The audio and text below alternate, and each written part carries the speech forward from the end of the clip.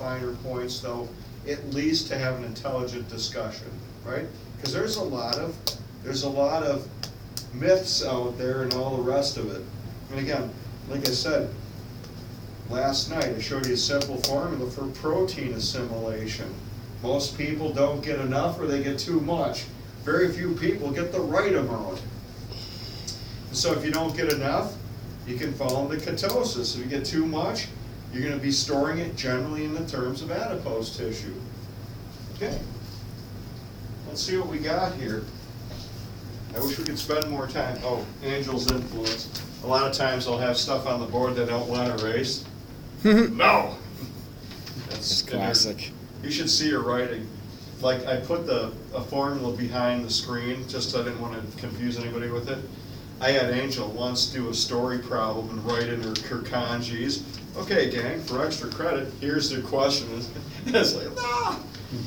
So then I told them what the question was. I was, you gotta keep things fresh and have a sense of humor. That was kind of fun. So, learning objectives. We're not gonna hit all of our objectives that we should. Anyways, list the macronutrients, describe their functions, digestion, some guidelines. Educate individuals on how to read food labels. Very important, very important. Describe how to fuel the body for optimal performance. Okay, explain nutritional considerations for special populations. You better believe it. Okay, scope of practice issues. Excellent. So, here's your 3 macronutrients, gang. Carbohydrates, proteins, and fat. Pretty much anything you eat are going to have these components. All right? In some form or another. Okay. Carbs. Have you heard this before? The body's preferred energy source. So, when we talked on the phone, what were you deprived of? Carbs. I really wish you had met me a little bit sooner. I'm gonna do it again next year, so we'll talk. Are you I doing will help you with your posing too. Really? I will. Are you doing the Grand Traverse one? Probably not. That's what I did last time. I'll Just- probably do a national. My This- girlfriend is awesome with posing. Is she? Yeah, choreograph. You bet. Just this 3 weeks ago one? Yeah, that was the show, but I did mine last year. Oh, okay. Anyways, gang, with our nutrition too, my spouse, Jan, she's awesome. I did another really valuable handout that I'll hand out sooner or later in this chapter to help condense all the things that we're talking about right now too. Kind of a there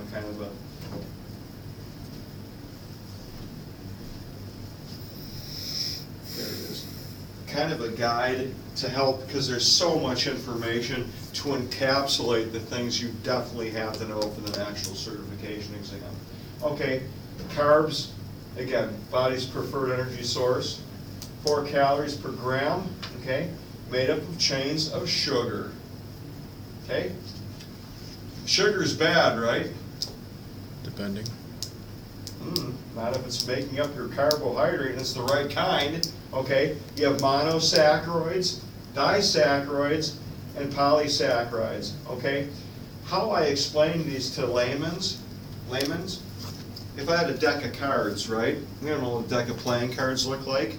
Your monosaccharide would represent 1 card, okay, out of a deck of 52. Okay, disaccharides, maybe pick out 2 cards.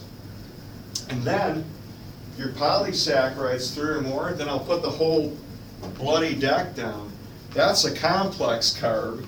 That's what you want. Just to help illustrate. Okay, everybody follow me on that rationale? Simple. All right. Protein has many functions, okay? Formation of the brain, nervous system, blood, muscles, skin, and lack of hair. Transport mechanism for iron, vitamins, minerals, fats, and oxygen. Key to acid-base fluid balance, okay? Note, gang, take a picture. not the preferred energy source, but can be broken down in states of deprivation. Again, 4 calories per gram, made up of amino acids joined together through peptide bonds. 8 to 10 essential amino acids must be consumed in the diet. That means your body can't make them. Okay. Fat, most energy dense of the macronutrients. Notice, gang, higher calorie count, 9 calories per gram. Has many functions including insulation, cell structure, nerve transmission, vitamin absorption. You've heard the fat-soluble vitamins. Here you go. Hormone production.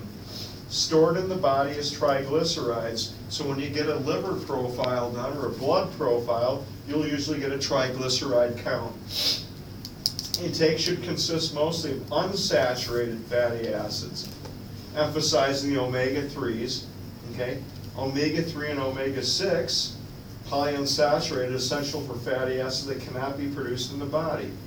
Okay, gang, here's where we get into trouble. Remember, all fat bad? No. Here's where it gets bad. Saturated and trans fats lead to clogging of the arteries, increased risk of heart disease, and many other problems. Again, a self-made problem in our country because now, we have those things called what? The dollar menus. The dollar menu is the saturated fat sampler. Now, and I'm not being a snob, it's unfortunate that some people have to eat the dollar menu. I assume everybody here has some semblance of wanting to eat properly. Of course, I have my habit there. But again, preparing food from the raw materials is generally the way to go. It's tough out there. Part of my patrol beat includes Mansalona. You want a depressed environment? The Mansalona McDonald's is a hopping place. Why? It's cheaper to go there to get food sometimes than it is to go to the family fair and get the right stuff. So I'm not being a snob. It's a sad reality sometimes, okay? So, you see people herding into the McDonald's, don't immediately think that they're lackers or slackers or anything. They might be trying to provide for their family the best they can, okay? A little dose of reality, an unfortunate reality at that, okay? Here we go. Cholesterol. All bad? Sometimes good. Cholesterol has important functions, cell membrane functions, making bile acids, essential fats for absorption, metabolizing fat-soluble vitamins we spoke of just a moment ago, produced in the body and consumed in the diet. Okay, too much of anything can be bad, causes numerous health problems. High-density lipoproteins, you'll see the HDLs, we know that is good cholesterol. Low-density lipoproteins, more of the cholesterol sampler here, okay. Okay, micronutrient requirements and recommendations, if we're talking about vitamins now. Vitamins are interesting, gang. Some people take them judiciously, and some people overtake them, and then some people that should have them don't, okay?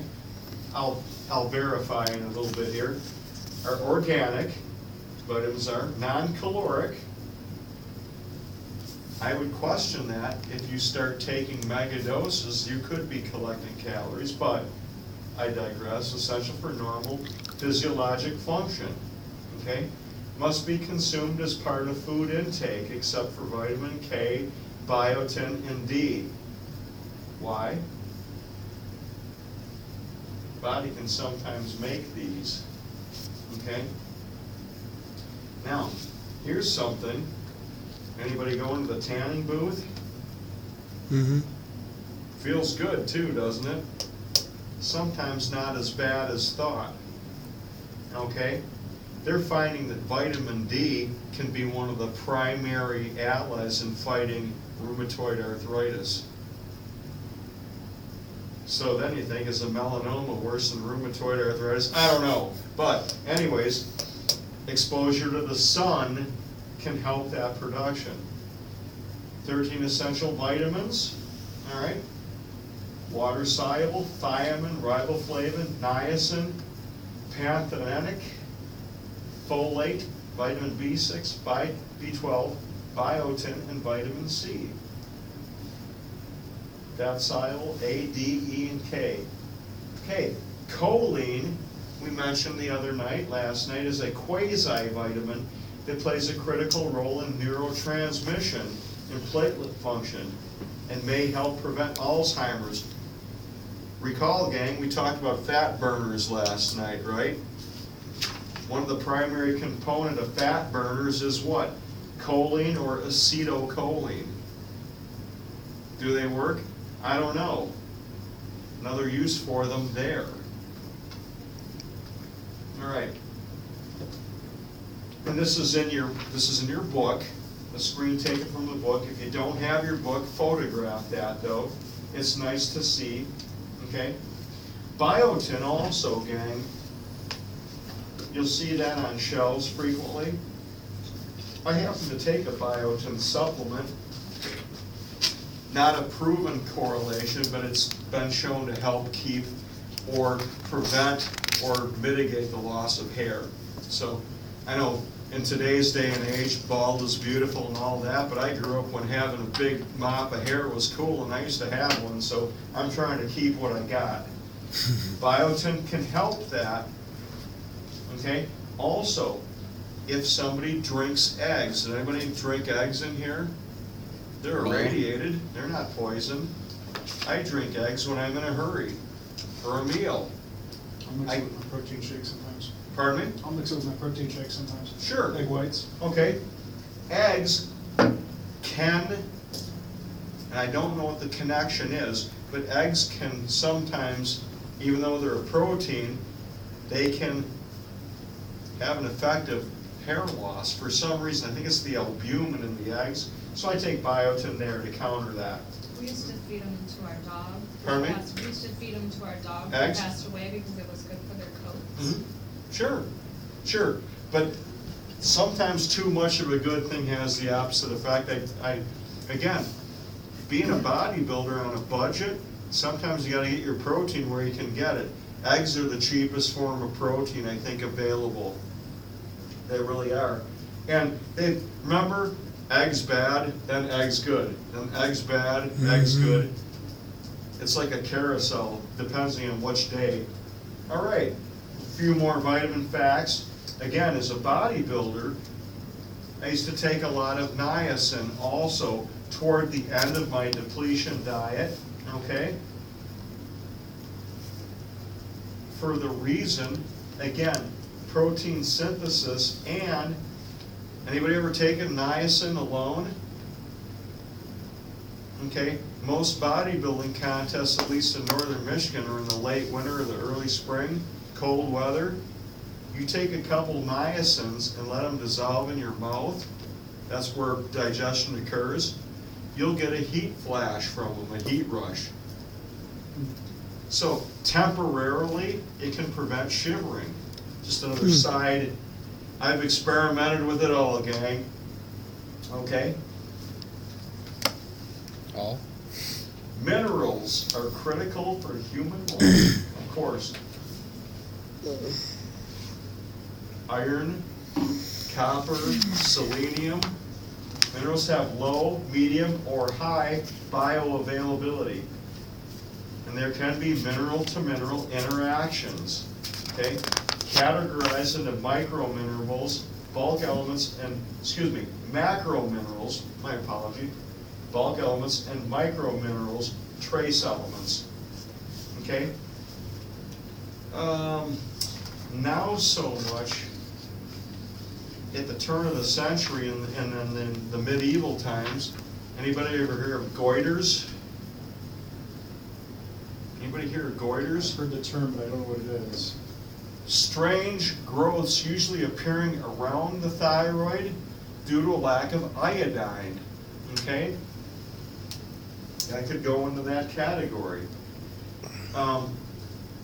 some people's religious diets, if you're, and again, I'm not picking on any religion in general, some of the religion diets themselves can lead to some discrepancies, okay?